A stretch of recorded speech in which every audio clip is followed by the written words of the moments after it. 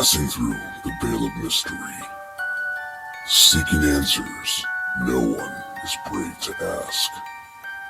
This is Bound to Truth.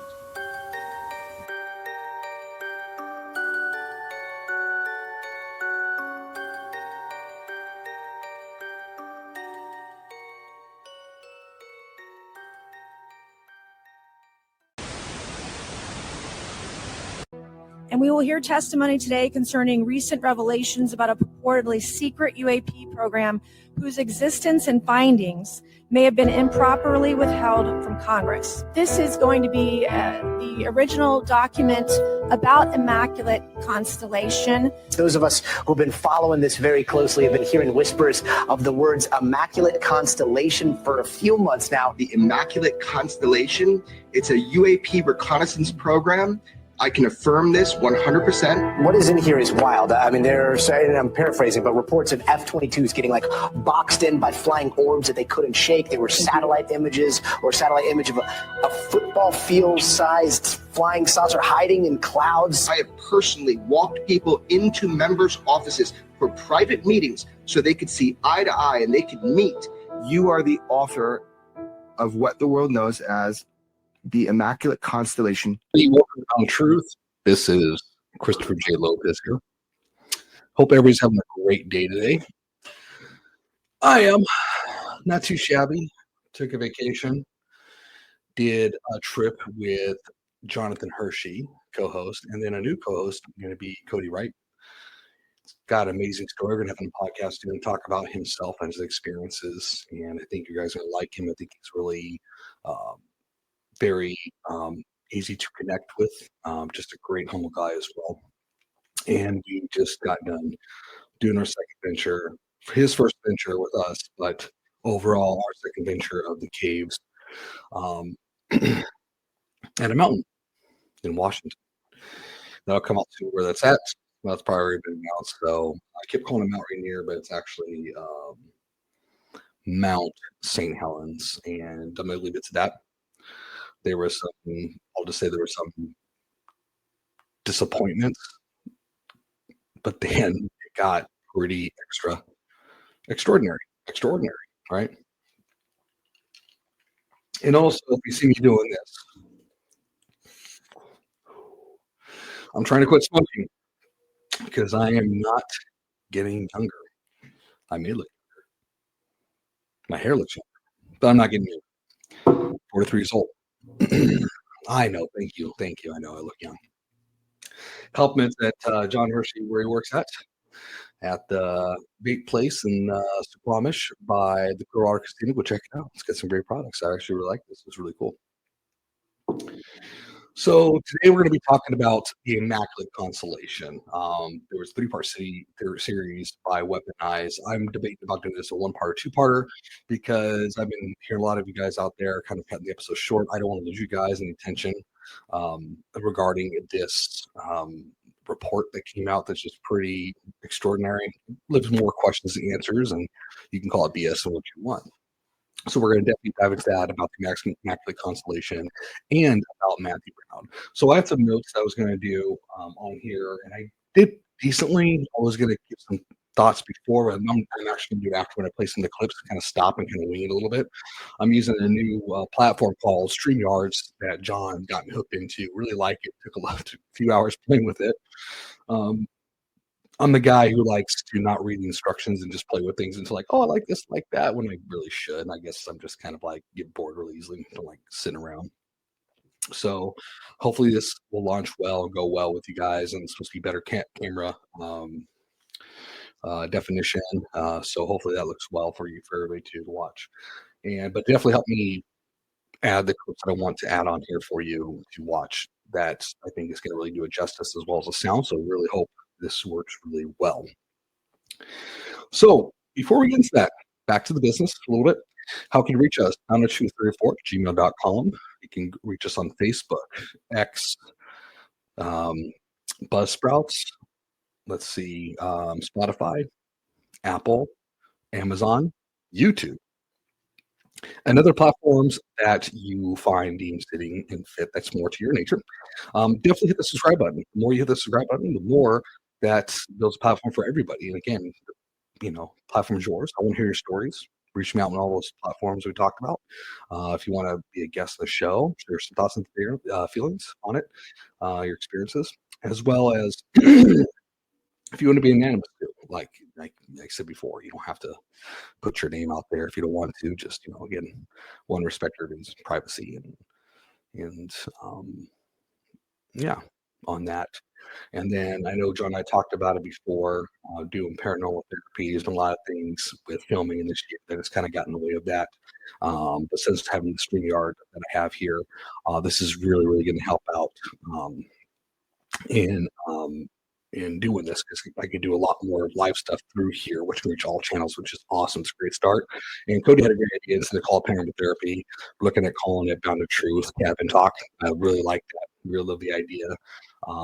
That it can be on all broad perspectives for all you audience out there to reach and talk to us live, and definitely ask us questions as well. We can ask you, and definitely see what we can do to help, and not only just hear your experiences, but also see how it's affecting your life.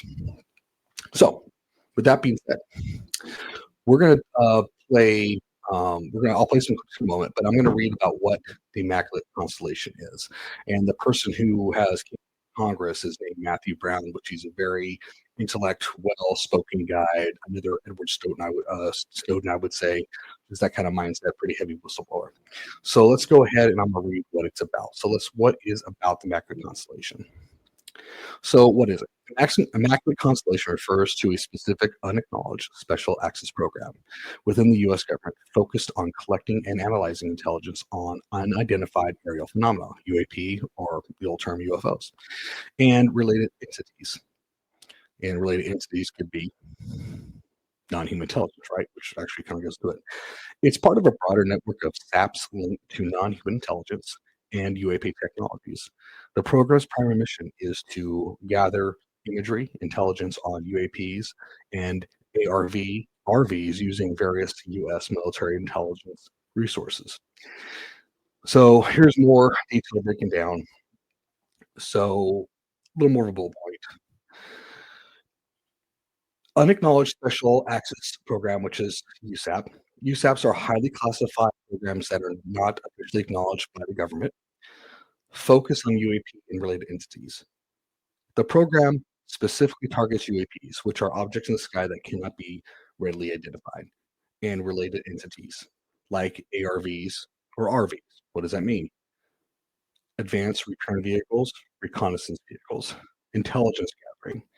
Immaculate Constellation utilizes various U.S. military intelligence resources, both tasking and untasking, to collect imagery intelligence on UAPs and ARVs and RVs. It's part of a network of SAPs that also deal with NHI and UAP, and NHI is non-human intelligence, suggesting a broader effort to understand and respond to these phenomena. The purpose. The program aims to collect, analyze, and disseminate intelligence on UAP activities, capabilities, and locations potentially to identify threats. So there is kind of a bit of summary about it. We'll definitely go more details with watching these videos. And this could be a two. And so go ahead, play the first clip, and then I'll get your thoughts. There's no going back. After you tell us this on camera, we had this conversation. This is it. This is the line in the sand. You're about to cross over here. Absolutely. I am on a personal level giving up the future that I made for myself and was going to try to make for a family. I'm proud of what I accomplished in my time in government, and it's painful to leave the good people there and to know that there really isn't room for people to act according to their conscience and our constitutional ideals on the inside. Is it your belief, based on materials, things that you've been exposed to, that you've seen, people you've talked to and communicated with over a period of a couple of years, is it your belief that the technology, the race for the technology, the understanding of the big secret, is entirely in the hands of people outside the government and not for the benefit of the public or to protect American national security. It's in some other realm, in some other hands. I think it's a mix. I think our military, has a long historic involvement in this. So does our intelligence community and our scientific academic community. We have, as a country, allowed ourselves to be penetrated, co-opted, and corrupted by an internationalist force that serves their interests and views nations, peoples as tools and means to an end. Like a business cabal, international corporations that have no loyalty to any nation, let alone this one. That's a large part of it. I think we have to go above that too, to start to explain the degree of the level of deception and the level of commitment they've had to maintaining that deception. It's above just monetary gain and power. They're afraid. George and I have talked about whistleblowers that come to us and we protect them. We don't often report on when people come to us. We're doing this now. What are the repercussions? People talk about whistleblowers being afraid. And there's one set of being afraid, which is when you're squeezed by outside entities, that are fucking with you, which has happened to you. And we'll talk about that. But what are the legal implications of what you're about to talk to us today? Tell me the gravity right now. What are you facing? I want our audience to understand what it means for you to talk to us right now. What could happen to you? My hope is that the stakes are not paid out, but they are life imprisonment and the possibility of execution.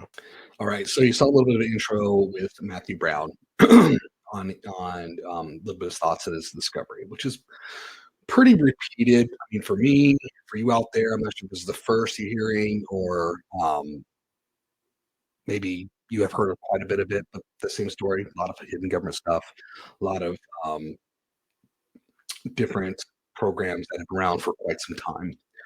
And which, again, is not shocking. I mean, there's a lot of black programs that's run behind the government that we know about. We can talk about MK Ultra and all that stuff, mind control things. I mean, heck, President Clinton back in the 90s apologized for all these tests that were done to people. So it's not really shocking that this program exists, supposedly, which I believe it does, because obviously it's been in Congress's hands last 3 years, starting with David Rush back in 3 years, 2022 in July.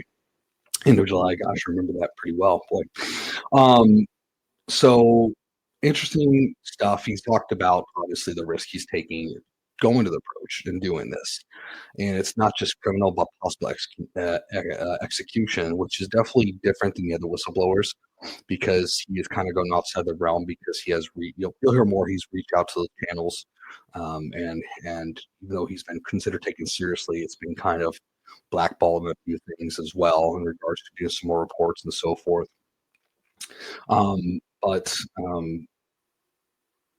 And he's got a lot more to say. Like I said, that's 2-parter, maybe 3-parter. I was really trying to focus on clipping. There's so much information. Clipping the stuff I think was very meaningful, helpful. But I'll definitely add the links to all 3 series on the platform here. So, anywho, yeah, I mean, same story. Whistleblower comes out. Government's working for years, and my life's in danger, pretty much, right? A lot of stories for a lot of whistleblowers. I don't care if it's UAP related. I don't care if it's government related. Well, it's government related. It's just like a criminal, right? Hey, I'm in a mob. They're going to kill me, type of thing, right? To me, it almost like unfortunately works in that same way, where this entity is supposed to protect you, but yet there's things that you say or do for, I guess, the greater good of security, which I'm not against security within our government when it comes to weapons and technology that could give our adversaries an advantage. I totally don't want us to expose ourselves in that nature. We want to protect ourselves. We don't want to play our hand like in a poker game, we're there to win. Even though I'm not a fan of war, unfortunately, war is necessary because there's other people and enemies out there. And that's a whole subject about war and so forth and all that. I'm not saying every war is justified, by the way, because there's wars that are unjustified. A whole another conversation. But I'm hoping you get the gist of what I'm trying to talk about. So I'll be starting to play another clip. Definitely give my thoughts and get back to you soon. We should talk about that. But before, this is your gateway. This is the entrance point. What happened? How did it happen? What did you see? What did you fake? Yeah, so the first exposure, or the exposure to Immaculate Constellation, happened on a shared server that was shared by all the offices in OSD. What I was doing at the time was opening files that were clearly misfiled and either sorting them to our offices, part of that server, or putting them in their own box to be sorted by other responsible jobs. I mean, this is more like volunteer duty, but yes. So because you're a workaholic and you're curious and you read a lot, you come across a file that really is what leads us to being here today. It's the Schreiber file. Yeah, so it was labeled 2018 Schreiber War Game. Might have been brief or something else, but that's it. There's nothing about that screams, it's a very interesting thing. In fact, usually a lot of war game briefs are pretty boring. So there's nothing that stood out about it. Accidental exposure for you. 100%. You go into it and what do you see? There's just a generic title slide. There's a banner without classification markings that just says Immaculate Constellation. And it has a placeholder slide that shows like the Schreiber Schreiber Air Base logo and some logos of the units involved. But at that time, I believe it would have still been like Air Force Space Command adjacent. So still nothing particularly stunning. I think the name at the top, probably just the name of the exercise. So the next slide, though, is where it gets interesting. Because the face of Lou Elizondo is on that next slide, and I was not who I was expecting to see, and it was accompanied by text. To summarize, please have some grace with me. It's been 7 years, but it was saying that Immaculate Constellation is an unacknowledged special access program established after the exposure of ATIP in 2017 by former USDI officer Lou Elizondo. And that's the gist of that first slide. And so I'm looking at that, and nothing particularly convincing that that's alien related or what the SAP is or what it's doing. So I don't know what to make of this. So I read the whole thing, and it got very interesting very quick. So it's designated a SAP. This is a SAP. It's sitting on a server. Maybe it shouldn't be on. Correct. Right. So I think that's important. And also, it seems like it's just a response to the public spillage or exposure that we saw come forward with people like, and specifically Lou Elizondo. This was like an internal classified response to the fact, oh shit, some of this is out now. Yeah, that's exactly the tone of those words, of that slide. Mm-hmm. That's the implied order of events that led to it being established. So it was like 2018, maybe. Yeah, the file was at least last accessed in 2018. I can't remember if it did say, the file creation date or if I looked it up, but I know it was last accessed. Can you see who's accessed it prior to you? I can. And what did you see? So everyone says that I'm wrong, it's impossible, but the name I recalled at the time thinking, oh, that's odd, was Name redacted. And did you know who that was? Vaguely. At that time, people are considered superstars in the leadership circles, so you just hear names like that, and that's what her name was. Why would that be impossible? Why are people now in retrospect, why are people telling you that would be impossible? Oh, she wasn't at the Pentagon then. Mm-hmm. Where was she? She was at the Pentagon, to my knowledge, but they're saying she wasn't there. Right. Interesting. All right. Hope you enjoyed that clip. So to summarize that, had some thoughts in regards to on his discovery. So he wasn't searching for it. He wasn't investigating like David Grush was. He just randomly found this file. He talked about war games and so forth, which is pretty common within the military. You hear about dogfights and so forth and all that. And, him being that workaholic, he really loved what he can do. You definitely see the passion, his tone, in his face. We really loved what he was doing. He would spend hours afterwards going through it, deciphering through all this stuff. I'm sure there's a lot of information in the Pentagon in regards to files and stuff. And he comes up on this document, the Immaculate Constellation. Pulls it up, makes a full read. You hear about Lou Elizondo, which, if you guys don't know out there, he's the one who really helped open this case coming out in 2017 regarding the Tic Tac videos and stuff. Him running, it's not, well, Arrow it is now, but I think it was ATIP at the time, which the Pentagon at the time denied that he was ever leading that, which obviously came out that he did. And so, so to his mind, just him reading it and just looking more, he's thinking, this is not a war game. This is something that's real. And then you hear about somebody who was supposedly not the Pentagon and government and at the time, but was obviously there, which is interesting. We don't know who the name is. I'm sure because of just security protocol and not having the clearance to do so. Who knows what the repercussions are, even though he says, potentially be executed. I'm curious why he wouldn't put the name out there. I'm not sure if it's his protection of Jeremy Corbell and George Knapp, possibly. So a few thoughts kind of go through my mind about this. If it's that secretive, why would it just randomly be there? So it could have been two things. Human error, which happens. We're all human beings, right? Or a plant to have somebody discover this document and either be a disinforming agent, which Matthew Brown could be, or an accidental disinforming agent. What I mean is that hopefully someone will stumble upon it, launch it out to control that narrative. Psyops like that are not uncommon. Because the whole thing could be bullshit. It could be a lot more bigger than what it is. Or just a taste of something bigger, right? But I just don't understand how having that be on a server and just forgotten about it, has been accessed since 2018 and just whoops, forgot about it. I mean, that last person that they were talking about, who supposedly not the Pentagon was, I mean, did they forget to actually delete it?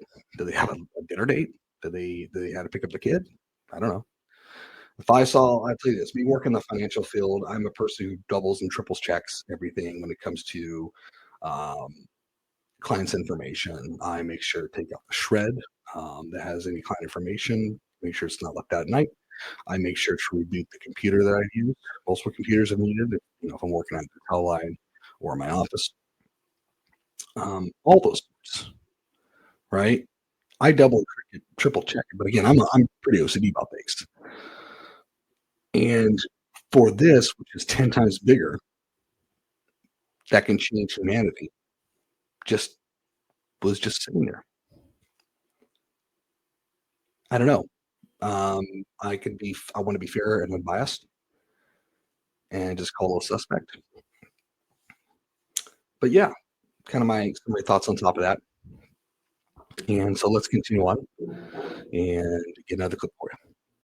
With Lou Elizondo's face on it, what comes next? I mean, you get a sense that I shouldn't be able to read this here.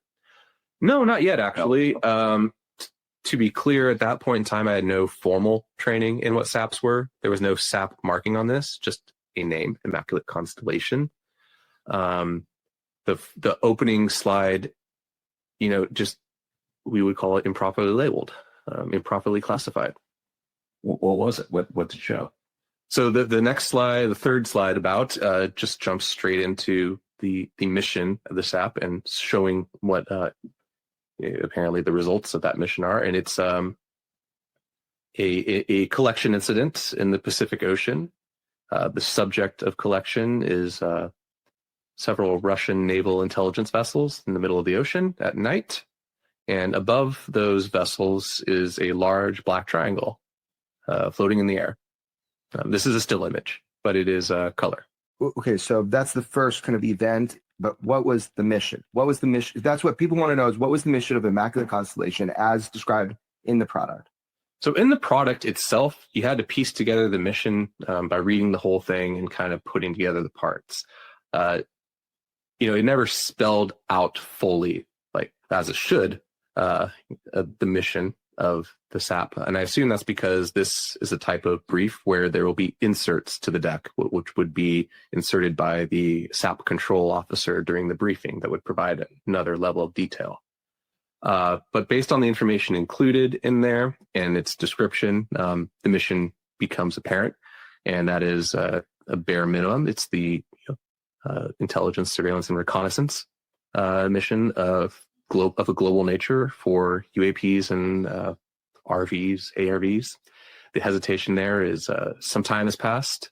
One of those acronyms is in there, either RV or ARV, and that is how the triangle in this case was labeled.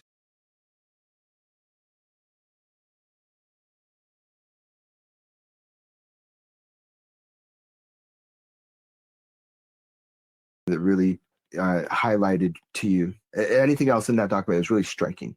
Yeah, so the last example of the 4 was back to Russia again, this time I believe in the Atlantic Ocean, and it shows another Russian intelligence vessel underway, this time at night. The image is green infrared, and it shows above this Russian vessel another black triangle, but whereas the first example in the Pacific was an equilateral, large, pretty stunning object that was of comparable size to the vessels below it. This was definitely smaller. It was smaller than the vessel, and it was more angular in shape and sort of swept back.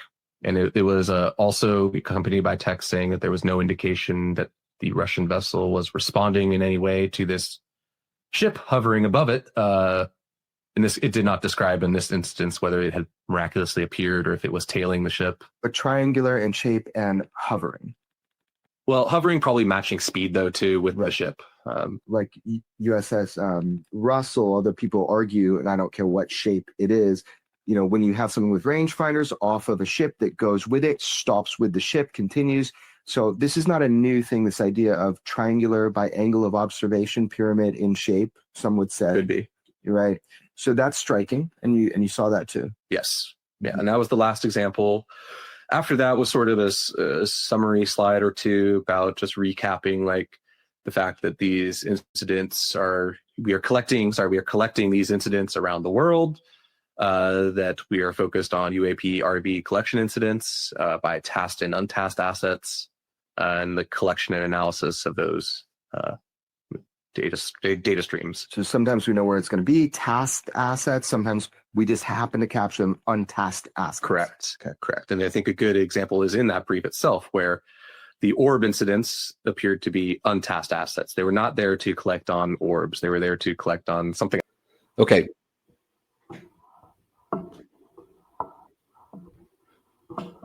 Okay. So you heard about items they discovered regarding we have a reconnaissance in this Immaculate Constellation to find out where these things are, and sometimes just get lucky coincidentally. And this big triangular shape being around a Russian ship is interesting. More curiosity, because we don't know what the hell it's doing there. Is it reverse engineered by Russians? Is it our tech surrounding a Russian submarine? And what the hell we were doing out there by the Russians anyways? Is it because of this thing that we knew it's going to be there? Is it because it's ours to test the adversary and how they're going to react? Or is it completely extraterrestrial and somehow we know where it's going to be? Again, a lot more questions than answers in this document so far.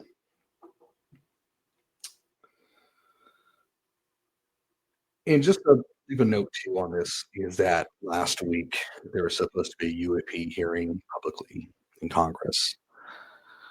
It's been promised by Congresswoman Anna Paulina Luna, and then somehow it stopped. Is it because of the Immaculate Constellation report that was talked about on the prior Congress? There's more details.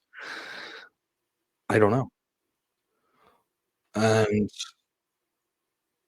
I might add that in the second video regarding some of the reports on that. I'm debating about that. I'm wondering because of the 3-part series that came out because of Weaponized and Matthew Brown and his claims and discovery.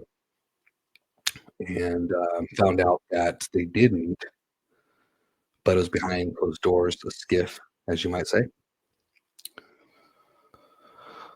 It could be because of that. I don't know.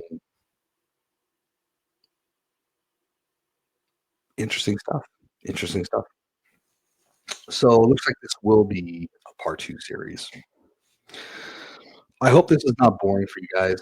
Like I said, it's vague, it's bleak. All I can tell you is that some of the whistleblowers coming out, and I'm curious, and he's a first-hand witness with a report. I'm not saying first-hand witness of the objects that he was there and was developed technology or saw an NHI body, met an NHI, non-human intelligence. But I'm curious how many more whistleblowers are going to come out that's going to have more extraordinary information. And is this Immaculate Constellation just a psyop type of deal? We talked about how it just was randomly there, hidden in plain sight for anybody to access the Pentagon. Pretty much like leaving your computer open. We will be doing a part 2 series, or I will be doing part 2 series to wrap this up because I think there's some interesting stuff in his thoughts. The next episode will lead to his involvement of bringing it up to his bosses, just like he would. He'll go in more details with what the protocol is to that. And their responses are pretty shocking, but not surprising. As well as his thoughts on the subject matter at hand. And I think you want to listen to that one because I thought that was interesting on his in what he has to say, especially how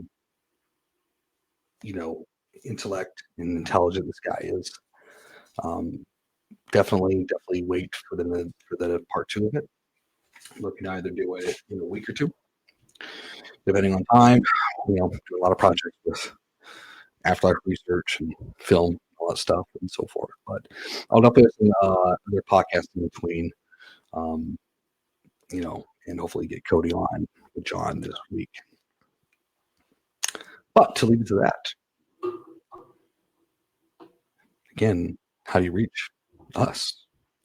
boundtotruth34@gmail.com, YouTube, Apple, Spotify, Buzzsprouts, Facebook, X. That's it. Oh, and Amazon, of course, and other platforms as well that will be due to your liking. Again, definitely email your thoughts and comments. If you want to be the guest of the show, we'd love to have you on. And yeah, hit that subscribe button. Build the platform. The platform is yours. There's many other platforms. I'm hoping this one platform will be bigger for everybody to have a voice into. I don't care what your experiences are. I don't care what you've been. I don't care if it sounds crazy. To you, it's real. It's a real event. Real exposure.